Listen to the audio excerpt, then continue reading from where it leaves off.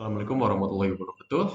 Di pertemuan 11 mata kuliah sistem operasi, kali ini kita akan membahas tentang administrasi dasar Linux. Yang teranya adalah perintah-perintah yang digunakan dalam pengoperasian sistem operasi Linux. Oke, untuk membuat perintah pada Linux, sebenarnya ada yang tipe GUI, ada yang teks. Cuma di sini nanti kita akan membahas tentang memberikan perintah menggunakan teksnya, gitu ya. Buat apa? Buat nanti teman-teman bisa tahu juga, oh ternyata kalau Linux itu, kalau misalkan tidak ada GUI-nya, teman-teman bisa menggunakan perintah dasar menggunakan teksnya. Itu ya, nanti dijalankan lewat shell yang ada di sistem operasi Linux itu sendiri. Nah, sebelum masuk ke sana, ada aturan-aturan penulisan yang harus teman-teman pahami. Supaya apa? Supaya nanti ketika teman-teman memberikan perintah itu tidak salah penulisan. Gitu ya, karena aturan-aturan ini penting. Gitu ya, supaya teman-teman bisa memahami bagaimana untuk memberikan instruksi terhadap perintah yang ingin kalian berikan kepada sistem operasi Linux ini. Yang pertama, untuk aturan penulisan itu ada yang namanya case sensitive. Case sensitive ini adalah penggunaan huruf besar dan huruf kecil.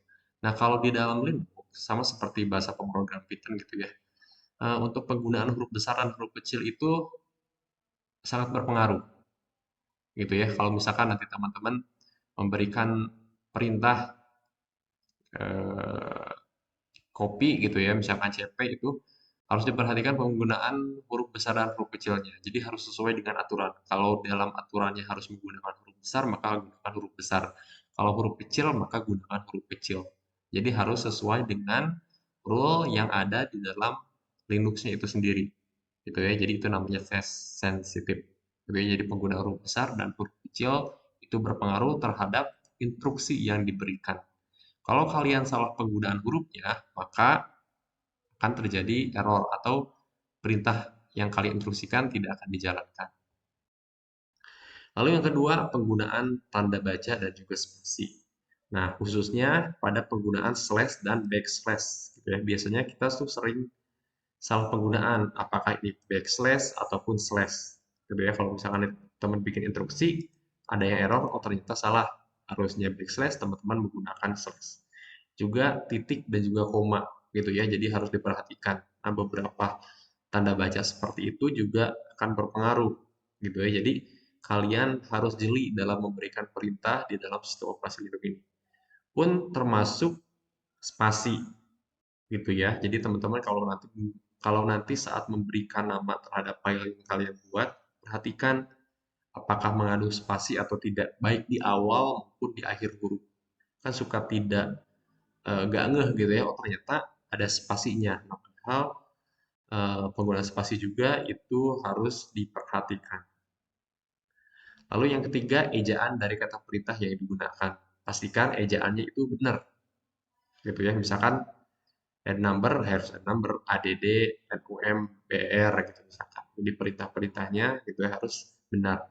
Misalkan teman-teman bikin direktori mkdir, tulisnya harus mkdir gitu ya. Jangan pakai dir gitu. Jadi nanti diperhatikan si ejaannya harus sesuai dengan aturan yang ada di dalam Linux itu sendiri. Kemudian untuk membatalkan perintah gitu ya. Nanti misalkan teman-teman bikin sebuah perintah di dalam sistem operasi Linux gitu ya di selnya. Kemudian kalian itu oh saya salah nih gitu ya.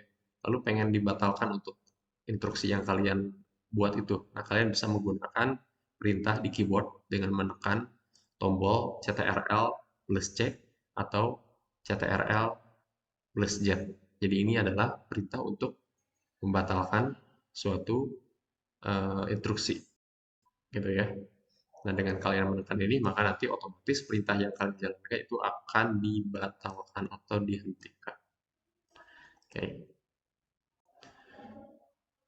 Kemudian konsol dan terminal. Dalam hitung ini, konsol atau terminal merupakan istilah yang akan sering kalian dengar atau gunakan. Konsol itu ya bisa dikatakan DOS ataupun MS-DOS-nya di dalam Unix atau Linux. Yang sering mungkin teman-teman lihat juga gitu ya. Jadi DOS itu kayak gini. Kalau misalkan teman-teman lihat di Sistem operasi Linux-nya kan kalau kalian buka start di sini kan ada yang namanya terminal. Nah, ini dinamakan dengan konsol terminal atau biasa juga kalau sekarang disebut dengan shell, gitu ya. Konsol atau shell merupakan antarmuka Linux yang lebih tepat disebut interpreter berbasis perintah teks. Jadi sama seperti kalian akan bikin coding. Jadi kalian kan pernah belajar coding tuh. Nah, dalam coding itu kan kalian sering ditampilkan dengan antarmuka hitam seperti ini atau putih gitu ya. Di sini kalian bisa mengetikkan teksnya gitu. Seperti itu ya. Nah, nanti kan setiap kalian memberikan perintah seperti ini nanti akan muncul eh, instruksi sesuai dengan yang kalian instruksikan gitu. Nah, ini dinamakan dengan terminal. Ini namanya terminal atau misalkan shell gitu ya. Dikatakan seperti itu. Shell adalah pengelola yang menerima input user dan memanggil perintah atau program. Untuk masuk konsol, teman-teman bisa menggunakan CTRL ALT plus F1 sampai CTRL ALT plus F6. Oke, atau bisa menggunakan seperti tadi, klik start langsung ke konsol ya, gitu ya, atau ke terminalnya. Nanti bisa teman-teman coba-coba ya untuk membukanya. Nah, nanti login, kalau misalkan yang menggunakan login, kalian harus login dulu gitu ya. Untuk perintah dasar loginnya biasanya kita menggunakan root atau user. Jadi coba aja kalau misalkan teman-teman ternyata saat instalasi itu menggunakan password, cuma teman-teman lupa gitu ya passwordnya apa, atau misalkan gunakan perintah defaultnya. Biasanya usernya itu untuk login biasa root, kalau enggak user atau home gitu ya. Biasanya seperti itu. Biasanya root, biasanya localhost, root, password root, biasanya seperti itu untuk defaultnya.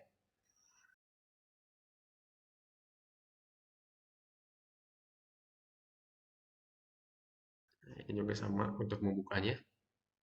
Oke, jadi bukanya sama seperti tadi.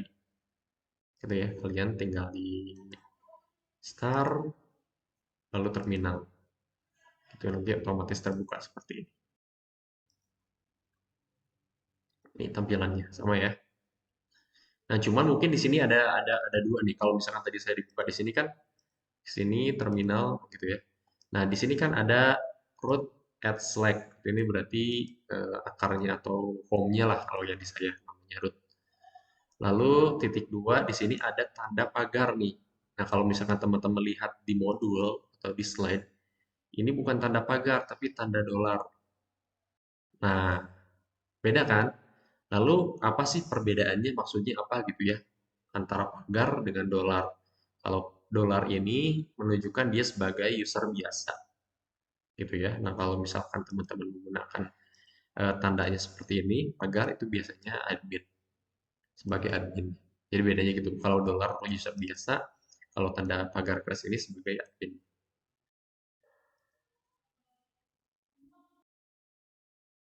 Sama untuk membukanya juga, ini untuk bukanya. Ini tampilan kalau dalam latar belakang putih ya. Kalau ini kan hitam, teman-teman bisa ganti juga sih. Nah, untuk format penulisan dasarnya seperti ini. Ini sebagai promnya gitu ya, ini sebagai perintah, lalu di sini nanti ada optional sama pathnya juga. Nah, jadi dolar ini adalah menunjukkan user, kalau misalkan ke sini kan menunjukkan user gitu. Jadi ini akan default nanti teman-teman saat dibuka.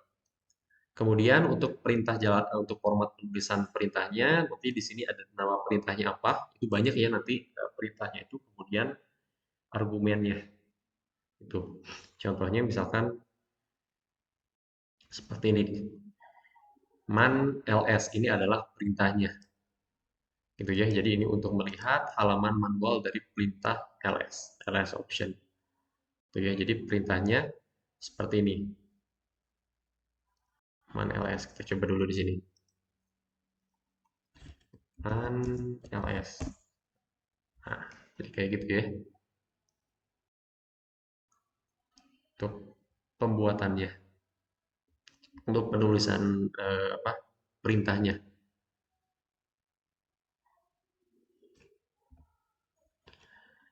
Jadi ini adalah sebagai identitas usernya, kemudian spasi man ls ini adalah perintahnya atau argumennya. Lalu tadi ada kan yang namanya option ya. Ini option menggunakan min. Kalau di sini nih. Nah, di sini ada min A itu adalah sebagai option. Option itu apa sih? Nih. Option adalah pilihan yang bisa digunakan untuk menghasilkan kondisi tertentu dari suatu perintah. Path adalah sesuatu yang akan diproses oleh perintah, misalnya nama file atau directory. Oke, jadi ini directory atau file. Kayak misalkan tadi man ls nih. Man ls, ls itu kan untuk melihat halaman manual dari perintah help tuh ya. Lalu ls ini sebagai optionnya. Nah, di sini kan ada min l, min etc, min la etc, gitu ya misalkan ya. Berarti di sini untuk melihat file atau directory pada directory etc beserta file hidden-nya.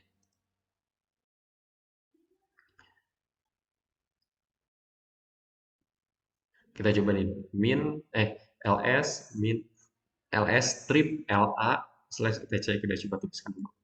Atau misalkan ls strip l dulu, yes, gitu ya.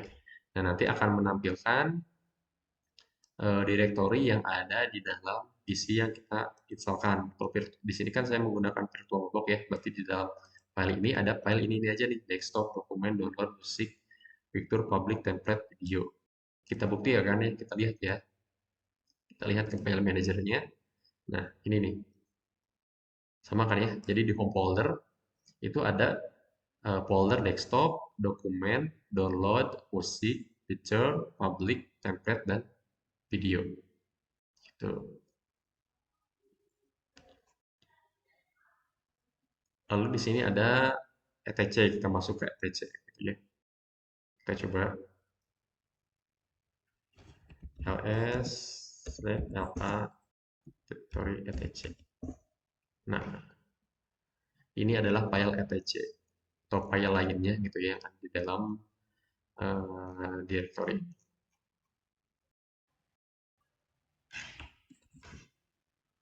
Oke, kita coba misalkan di sini kita akan menggunakan perintah cd untuk change directory atau berpindah dari directory satu ke directory yang lainnya. Misalkan kan di sini kita ada di sini ya, foldernya ada desktop, dokumen, download, musik, picture, public, template, video. Nah, misalnya kita pengen masuk ke directory dokumen, maka perintah yang digunakan adalah untuk masuk directory seperti ini. cd slash apa ya?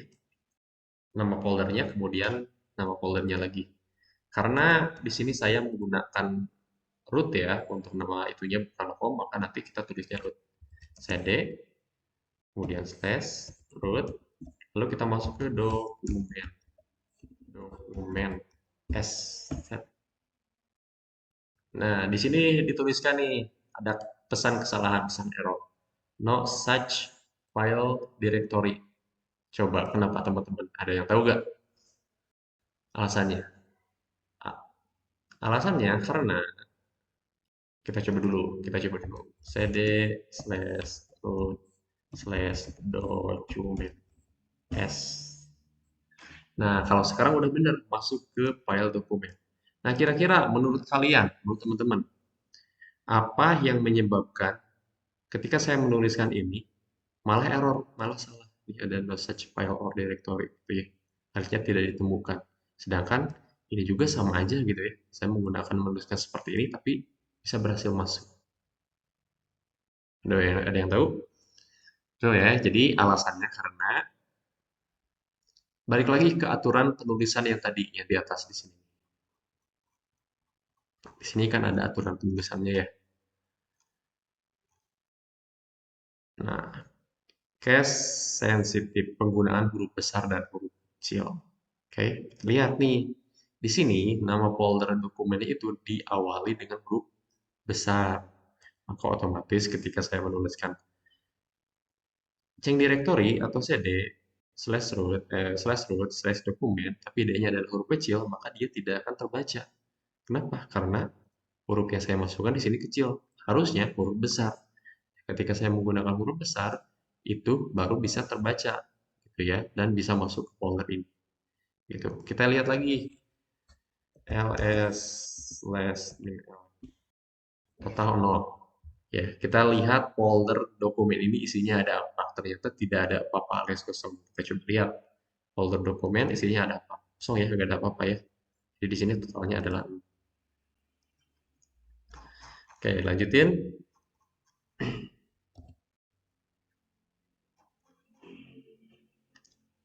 Gitu ya, itu untuk berpindah direktori. Nah, kemudian kita bisa menggunakan cd spasi titik dua kali. Ini gunanya adalah untuk berpindah ke parent directory dari direktori aktif atasnya. Kita coba dulu. cd spasi titik titik enter. Gitu ya. Jadi ini akan balik lagi ke direktori awal atau parent direktorinya gitu ya. Yang ada di file aktif tadi gitu ya. Jadi menggunakan cd titik dua kali. Jadi penggunaan cd tanpa nama directory akan menuju ke home directory, sedangkan penggunaan cd min atau cd strip akan menuju ke directory aktif sebelumnya. Misalnya seperti ini. Kita masuk ke cd slash root.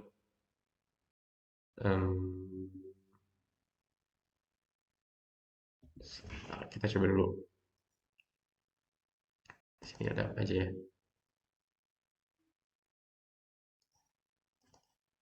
Ada folder yang lain ya.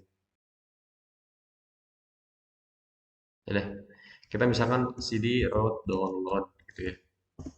Nah, tadi kan untuk balik lagi ke directory kita bisa menggunakan cd slash titik dua kali.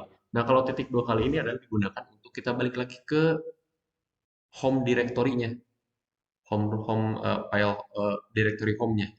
Nah, kalau misalkan teman-teman nanti misalkan masuk dari download, di download ini misalkan nanti ada file, ada folder baru lagi, misalkan musik gitu ya. Teman-teman masuk ke musik.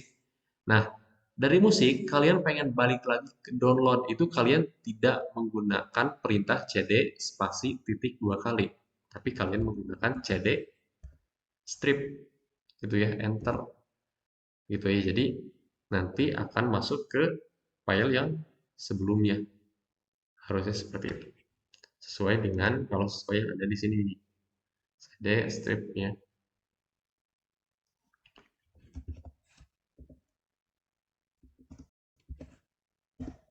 gitu ya. Just CD spasi strip gitu ya. Balik lagi seperti yang tadi saya bilang. Ini comment not found. Kenapa? Karena tadi saya tidak menggunakan spasi. Gitu ya. Ingat di awal tadi, di awal modul tadi ya, bahwa case sensitive, kemudian penggunaan penggunaan karakter baik itu spasi itu berpengaruh terhadap perintah di dalam Linux gitu ya. Itu pun saya tadi kan menggunakan cd tanpa spasi dan cd ini menggunakan spasi. Itu ada perbedaan. Kalau tanpa spasi jadi not found, kalau misalkan menggunakan spasi itu langsung balik lagi ke sesuai dengan instruksi yang saya perintahkan. Kemudian ada lagi mkdir atau nama atau untuk membuat direktori baru atau membuat folder baru lah istilahnya. Kalau misalkan teman-teman pengen bikin folder, maka teman-teman bisa menggunakan mkdir. Oke, misalnya kita contohkan, kita bikin folder di dalam dokumen download, di dalam folder download. Kita masuk dulu ke dalam folder downloadnya. cd slash root slash documents. Nah, sekarang kita masuk di dalam folder dokumen. Lalu di sini kita bikin perintah mkdir. Kita bikin folder dengan nama bsi. Misalkan seperti itu. Kita enter, yes. Kita cek apakah benar ada folder bsi atau tidak menggunakan perintah ls spasi strip l. Enter. Ada ya BSI ini, ada folder BSI ini ya. Kita coba masuk ke dalam folder BSI. cd spasi root spasi BSI spasi slash.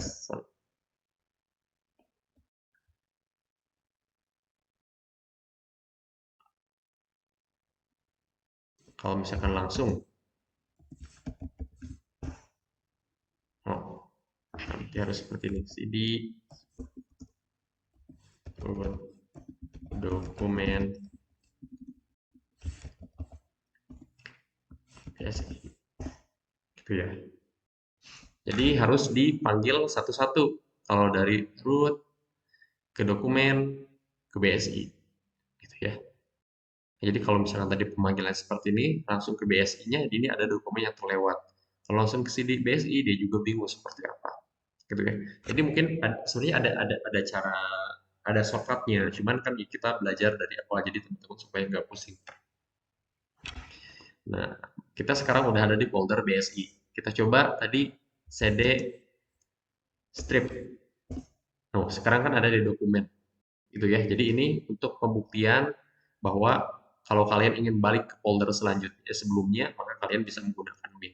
Tapi kalau misalkan menggunakan titik dua kali, itu artinya kalian balik lagi ke folder yang parentnya. Oke, ya. Untuk membuat direktori namanya mkdir.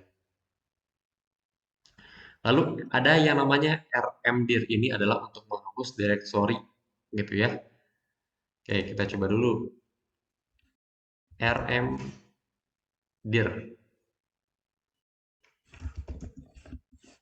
DSI. Enter. Nah, sekarang kita coba ls kosong ya, ls min l total kosong.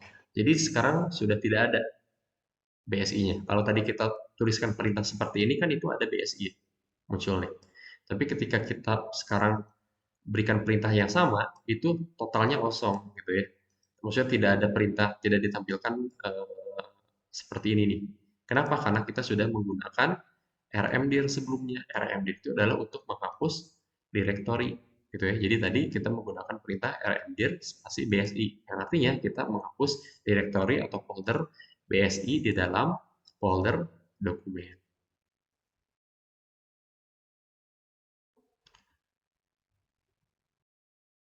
Nah, kemudian ada lagi CP gitu ya untuk copy. Nah, nanti teman-teman bisa dicoba-coba lah ya. Ini untuk beberapa file-file atau perintah-perintah di dalam Linux ini. Gitu. Kalian silakan dicoba satu persatu gunanya dan fungsinya itu seperti apa. Kalian juga bisa dieksplor gitu ya. Atau misalkan di sini kurang, kalian bisa cari di internet beberapa perintah-perintah yang lainnya juga. Oke. Oke, kita hapus dulu gunakan perintah clear ya. Clear. Jadi perintah clear untuk menghapus semua histori perintah yang sudah kita gunakan di dalam terminal ini. Jadi menggunakan perintah clear. Oke, nanti kalian akan menghapus histori atau sintaks-sintaks sebelumnya. Oke. Kemudian tadi kan di sini ada eh, folder ini aja ya. Kita tadi bikin folder di dokumen dengan nama BSI menggunakan perintah mkdir. Jadi kita masuk dulu ke dokumen. Kita masuk ke dokumen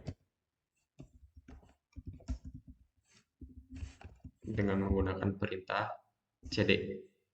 Lalu di sini kita bikin mkdir atau make directory namanya BSI.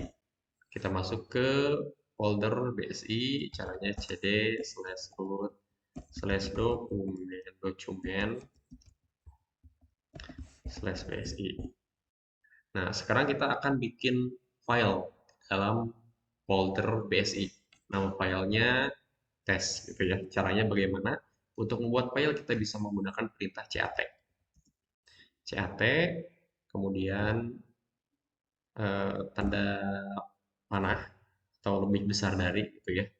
Kemudian kita beri nama tes. Tes ini adalah nanti nama file. Enter.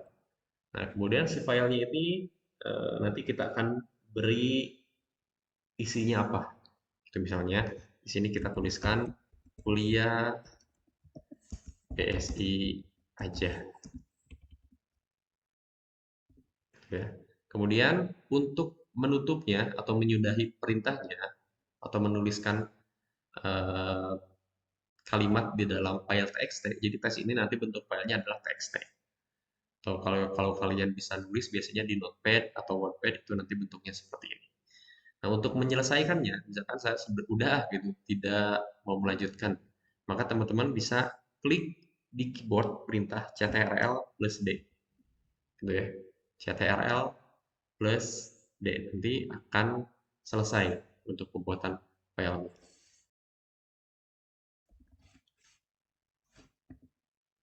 Di sini kan sudah ada nih folder yang namanya test. Bukan folder, apa file yang namanya test. Nah, untuk melihat isi dari file ini, caranya kita bisa menggunakan perintah cat.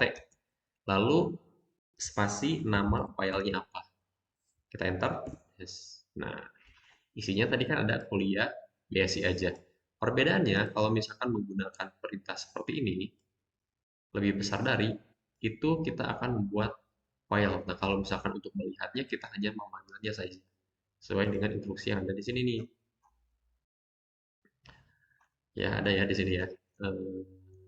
Nah, untuk melihat file gitu ya. Nah, ini untuk membuat file baru dengan nama data, kalian bisa menggunakan perintah cat lebih besar dari data. Gitu ya. Untuk mengakhirinya, kalian bisa menggunakan perintah ctrl plus D. Untuk melihatnya, kalian bisa menggunakan cat nama file. Contohnya seperti ini. Lalu tanda ini itu adalah tanda dari yang namanya redirection, fasilitas untuk memungkinkan menyimpan output dari sebuah proses untuk disimpan ke file lain. Gitu. Seperti tadi kan kita memasukkan input ke dalam file test, yaitu menggunakan perintah redirection. Kayak gini ya. Nah, sekarang bagaimana caranya kalau kita ingin menambahkan kalimat baru, tidak hanya kuliah BSI aja gitu ya. Misalkan kita akan menambahkan kalimat yang lainnya. Nah, maka kita bisa menggunakan perintah ini nih. Jadi si ininya dua kali di dalam masukkan ke dalam folder test. Contohnya seperti ini. Misalnya CAT, nah biasanya dua kali tes. Nah, di sini kita masukkan misalkan Universitas BSI Sukabumi. Ctrl D. Kita coba cat tes. Nah, sekarang udah ada dua baris. Gitu ya, seperti ini. Cat tes. Nah, kita